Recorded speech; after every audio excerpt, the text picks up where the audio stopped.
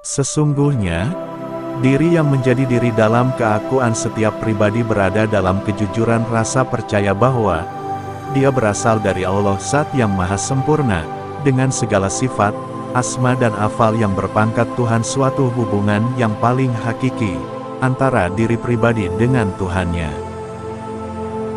Telah ada sejak bermula adanya diri dan hubungan itu berada dalam wilayah sifat Tuhan itu sendiri. Karena diri berasal dari asalnya diri, maka diri telah membawa sifat dari asalnya diri, yaitu kandungan sifat Allah itu sendiri. Jika kata diri hanya sebuah kata sebutan, maka yang disebut diri tiada lain adalah sifat. Jika pengertian diri diartikan sama dengan pengertian jiwa atau sukma yang mendekati pengertian roh, maka seluruh pengertian itu akan mengarah pada penunjukan akan keberadaan sifat semata. Perhatikan sifat dasar yang menjadi diri, yaitu sifat Allah yang diamanahkan kepada setiap manusia apa dan siapa saja, di mana sifat itu nyata adanya dalam rasa maupun dalam logika adalah 1. Sifat hidup. 2. Sifat kuasa. 3. Sifat kehendak ketentuan. 4. Sifat pendengaran. 5. Sifat penglihatan. 6. Sifat pengetahuan. 7. Sifat perkataan. Ingat dan ingat, bahwa ketujuh sifat dasar itu berkeadaan gaib adanya. Setiap manusia dapat merasakannya, namun terkadang sulit untuk mengakuinya. Sifat dasar yang gaib itu bersembunyi di balik jasad kasar jasmani, yang kemudian menjadi batinnya diri yang menjadikan jasad raga melaksanakan kegiatan sebagai kehidupan bagi batin itu sendiri. 8. Ketujuh sifat itu dijelaskan dengan sifat keadaan tentang adanya. 9. Ketujuh sifat itu dijelaskan dengan sifat keadaan tentang sedianya. 10. Ketujuh sifat itu dijelaskan dengan sifat keadaan tentang kekalnya.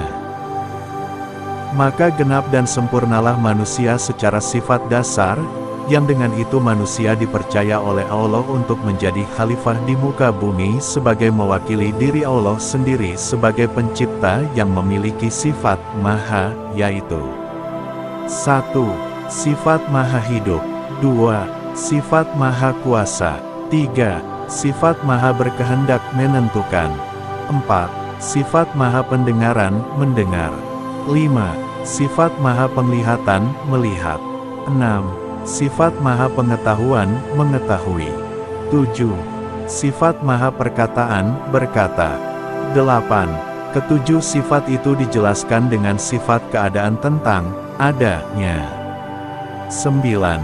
Ketujuh sifat itu dijelaskan dengan sifat keadaan tentang sedianya. 10. Ketujuh sifat itu dijelaskan dengan sifat keadaan tentang kekalnya. 11. Ketujuh sifat maha itu dijelaskan dengan sifat keadaan berdiri sendirinya.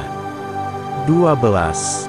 Ketujuh sifat maha itu dijelaskan dengan sifat keadaan berlainan dengan segala yang baharu. 13. Ketujuh sifat maha itu dijelaskan dengan sifat keadaan esa. Maka genaplah bilangan sifat wajib bagi Allah, yang dengan itu terbitlah asma, yang menjadi gelar kemampuan bagi Allah untuk menyelenggarakan segala hukumnya yang terbentang dalam afalnya. Sifat melahirkan asma, dan asma melahirkan afal.